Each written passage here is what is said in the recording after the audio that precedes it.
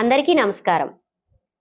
ఈరోజు మనతో ప్రముఖ ఆధ్యాత్మిక, వాస్తు, జ్యోతిష్య శాస్త్ర పండితులైన శ్రీ వైవిఎస్ఎస్ గిరిరావు గారు ఉన్నారు.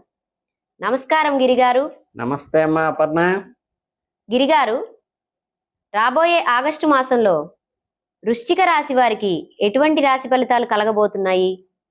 వారికి విద్యా రంగంలో కానీ, వైద్య పరంగా కానీ, ఉద్యోగరీత్యా కానీ ఎటువంటి మార్పులు కలగబోతున్నాయి?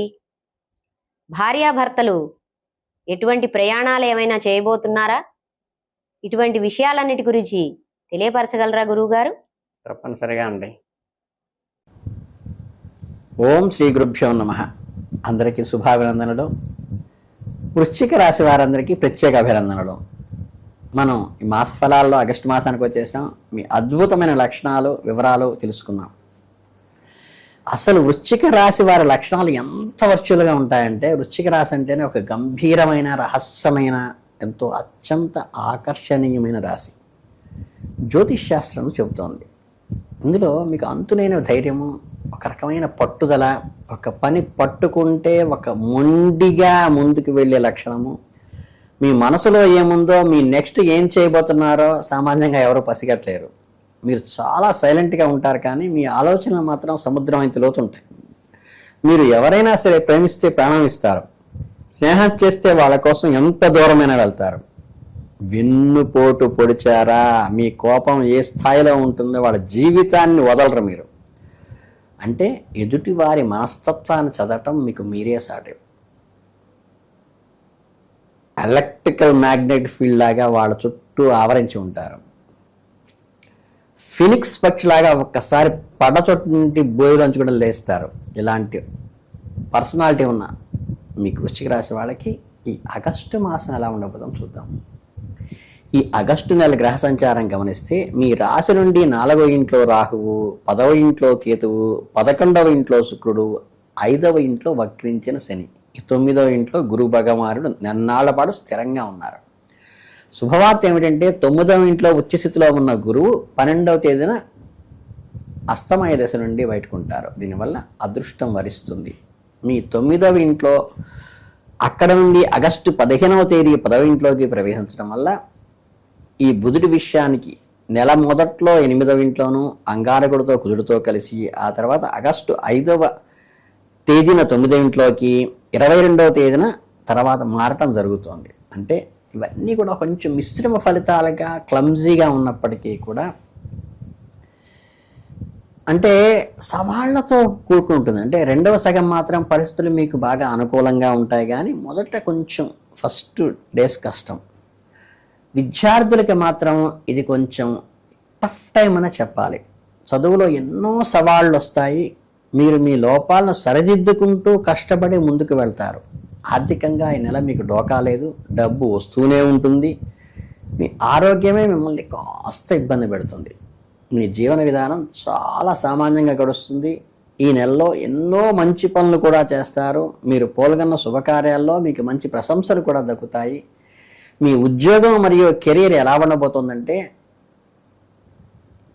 నెల ప్రారంభంలో 10వ ఇంట్లో కేతువు, 5వ ఇంట్లో వక్రీకరించిన శని ఉండటం వల్ల మీ మనస్సు పని మీద పెద్దగా లగ్నం కాకుండా డివేట్ అవుతూ ఉంటుంది. ఉద్యోగం మానేసి వేరే జాబ్ చేసుకుంటే బాగుంటుందేమో అలా ఆలోచనలు తొలుస్తాయి. ఉద్యోగం చేసేవారు సెలవు తీసుకునే పరిస్థితి కూడా వస్తుంది. మీరు వృత్తిరీత్యా ఎక్కువ ప్రయాణాలు, సంచారం చేయాల్సి వస్తుంది. ఆగస్టు 15న సూర్యుడు 10వ ఇంట్లోకి రాగానే సీన్ మారిపోతుంది. మీ పనిలో ఒక స్ట్రాంగ్నెస్ వస్తుంది. మీకు మీ పని మీద ఫుల్ ఫోకస్ పెడతారు. మీలో మెచ్యూరిటీ లెవెల్స్ అమాంతంగా పెరుగుతాయి. దానికి తోడు ఆగస్టు 22వ తేదీ నుండి బుధుడు కూడా సూర్యుడితో కలుస్తాడు. అప్పుడు 10వ ఇంట్లో సూర్యుడు, బుధుడు, కేతువు ముగ్గురు ఉంటారు. మీ కెరియర్ను ఒక బూస్టప్ ఇస్తారు. మీ కమిట్మెంట్ ఏంటో అందరికీ తెలిసి వస్తుంది. అమ్మా అనుకుంటారు.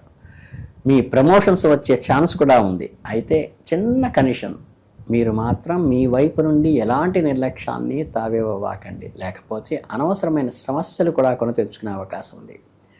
6వ ఇంటి అధిపతి అయిన కుజుడు 8వ ఇంట్లో ఉండటం వల్ల మీకు కొంత గడ్డు కాలాన్ని కలిగిస్తాడు.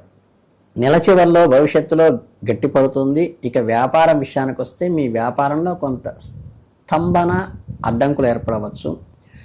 శుక్రుడు 11వ ఇంట్లో ఉండటం వల్ల అడ్డంకులు తొలగిపోయి వ్యాపారం అమాంతం పుంజుకుంటుంది. లాభం స్థానంలో శుక్రుడు. ఇక వక్రీకరించిన శని చూపు 7వ ఇంటి మీద పడటం వల్ల బిజినెస్ పార్ట్నరు అంటే 7వ స్థానం కదా, మీకు క్రమశిక్షణతో వ్యాపారం చేసేటువంటి చోట ఇబ్బంది కలిగించడానికి మీ పార్ట్నర్ చెయ్యి ఉంటుంది. 11వ ఇంట్లో శుక్రుడు తిష్ట వేసుకుని కూర్చోవటం వల్ల మీ జేబు ఎప్పుడూ నిండే ఉంటుంది. చక్కగా నాన్ స్టాప్గా డబ్బులు వస్తూ ఉంటాయి. మీకు ఇష్టమైనవి కొనుక్కుంటారు. దానికి తగ్గట్టుగా మీరు అకౌంట్స్ ఎప్పుడూ బ్యాలెన్స్ ఉంటుంది. పైగా 9వ ఇంట్లో ఉన్న గురు భగవానుడు కూడా మీ ఆర్థిక స్థితిని మరింత బలోపేతం చేస్తాడు. నెల ద్వితీయార్థంలో సూర్యుడు 11వ ఇంట్లోకి వెళ్ళడం వల్ల మీ ఆస్తిపాస్తులు సంపద పెరుగుతాయి. 8వ ఇంట్లో ఉన్న కుజుడు చూపు మీ 2వ ఇంటి మరియు 11వ ఇంటిపై పడటం వల్ల మీకు ఆకస్మిక ధనలాభము వస్తుంది. శని కూడా తన పూర్తి చూపుని 11వ ఇంటిపై వేయటం వల్ల మీ ఆదాయం రోజు రోజుకి పెరుగుతుంది. రుణ బాధలు కూడా తీరిపోతాయి. ఈ నెలలో మీకు ధన వ్యయాలు ఖర్చులు కూడా అదేవిధంగా అధికంగా ఉన్నప్పటికీ వచ్చే ఆదాయంలో అది పెద్దగా అనిపించదు. మీరు ఎక్కడైనా ఇన్వెస్ట్ చేయాలనుకుంటే మంచి నిపుణుల సలహా తీసుకుని పెట్టుబడి పెట్టండి. బిజినెస్ బాగా ఎస్టాబ్లిష్ చేసుకోవచ్చు. కొత్త వింగులు పెట్టుకోవచ్చు. షేర్ మార్కెట్ల జోలికి వెళ్ళబాకండి. మీ ఆరోగ్యం ఎలా ఉండబోతుందంటే మీకు ఏదో ఒక అనారోగ్యం బారిన పాడుతున్న చికాకు. ఎందుకంటే మీ రాష్ట్రాధిపతి అయిన కుజుడు నెల్లాళ్ల పాటు 8వ ఇంట్లోనే అష్టమంలో ఉన్నాడు. పైగా నెల మొదట్లో బుధుడితో కూడా తోడవుతున్నాడు. దీనివల్ల మీ చర్మ సంబంధమైన అలర్జీలు, ఇన్ఫెక్షన్లు, బీపీ హెచ్చుతగ్గులు వచ్చే అవకాశం ఉంది. ఆగస్టు నెలలో కీళ్ళ వ్యాధులకు కూడా అవకాశం ఉంది. అలాగే మీకు నెలలో వాహన యోగం అయితే ఉంది, కానీ వాహన ప్రమాదాలు కూడా ఇండికేట్ చేయక తప్పదు. అంటే 5వ ఇంట్లో వక్రీకరించిన శని ఉండి దానిపై శుక్రుడు గురుడు చూపు ఉండటం వల్ల నెల మొదట్లో మనకి హృదయ సంబంధం అబ్డామిన్కి సంబంధించినటువంటి కడుపుకు సంబంధించినటువంటి జనశక్తికి ఇబ్బందులు కలిగే అవకాశం ఉంది. ఏం తాగుతున్నారు, ఏం తింటున్నారు అనేది కంట్రోల్డ్గా చూసుకోండి. మానసిక ఒత్తిడిని తగ్గించుకోండి. శారీరక ఆరోగ్యాన్ని కాపాడుకోవడానికి వ్యాయామము, వాకింగ్ లాంటివి చేయండి. ఇక మీ ప్రేమ వైవాహిక జీవితంలోకి వస్తే ఏంటంటే ఎండ వాన కలిసినట్లుగా ఉంటుందండి. శని వక్రీకరించడం వల్ల మీ ప్రేమకు 5వ ఇంట్లో వక్రీకరించడం వల్ల పెద్ద పరీక్ష ఎదురవుతుంది. అపార్థాలు ఏర్పడతాయి.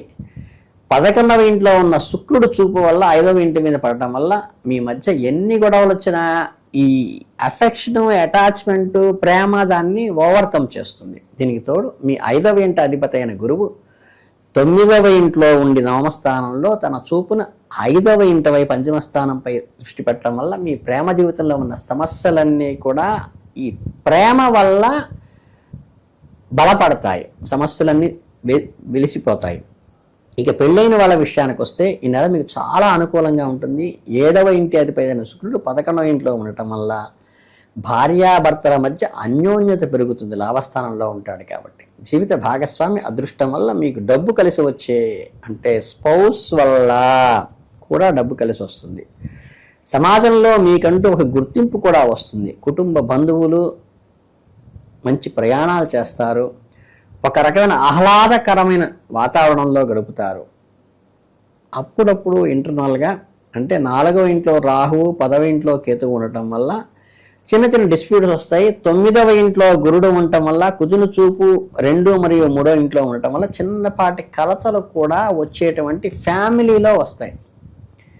పెద్దవాళ్ళ ఆశీస్సులు మీకు ఎప్పుడూ ఉంటాయి. చిన్నవాళ్ళు మీకు అండగా నిలబడతారు. కానీ మీ తల్లిదండ్రుల ఆరోగ్యం మాత్రం కాస్త జాగ్రత్తగా చూసుకోండి.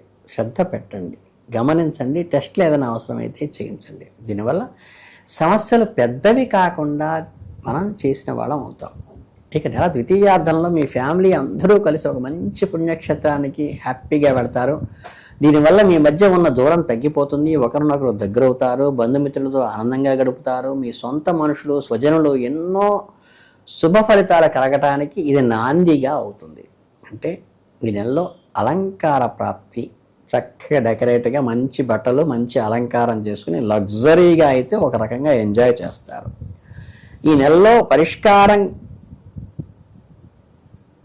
విషయంలోకి వస్తే ఏంటంటే ఆచితూచి అడుగులు వేస్తూ తండ్రి నాన్నగారి ఆరోగ్యం విషయంలో కొంచెం జాగ్రత్తగా తీసుకోవాలని మాత్రమే సూచించింది. డబ్బు విషయంలో ఇబ్బంది లేదు, వ్యాపారం విషయాల్లో కూడా ఇబ్బంది లేదు. దీనికి ఏంటంటే చిన్న పరిహారం అంటే ఆంజనేయ స్వామి గుడికి వెళ్ళి బజరంగ భజ స్తోత్రాన్ని చేయటం కానీ,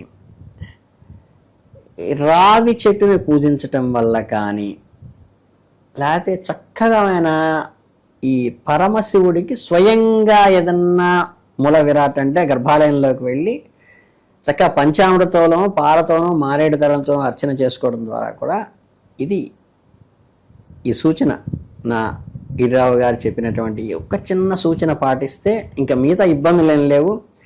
చక్కగా మీకు కుటుంబం బాగుంటుంది, ఎంజాయ్మెంట్ చేస్తారు, చక్కగా డబ్బు వస్తుంది, వ్యాపారం వృద్ధి చెందుతుంది. కొంచెం తండ్రి అనారోగ్య విషయం కోసం ఈ శివ పూజ చేసుకున్నట్లయితే కనుక మీకు మహామృత్యుంజయ మంత్రం చదివించుకున్నా పర్లేదు, ఆయన చదివినా పర్లేదు, మీరు ఆయన తరఫున చేసినా పర్లేదు, మీకేం ఇబ్బంది లేదు. మీరందరూ కూడా ఈ నెలలో అత్యద్భుతంగా ముందుకు వెళ్ళాలని మనస్ఫూర్తిగా కోరుకుంటూ ధన్యవాదాలు. చాలా వివరణాత్మకంగా వృశ్చిక రాశి వారి రాశి ఫలితాలు తెలియజేశారు గురువు గారు. వారు ఎటువంటి జాగ్రత్తలు తీసుకోవాలో, వారి రాశి లక్షణాలు ఏమిటో చాలా వివరంగా వివరించారు. చాలా చాలా ధన్యవాదములు గురువు గారు.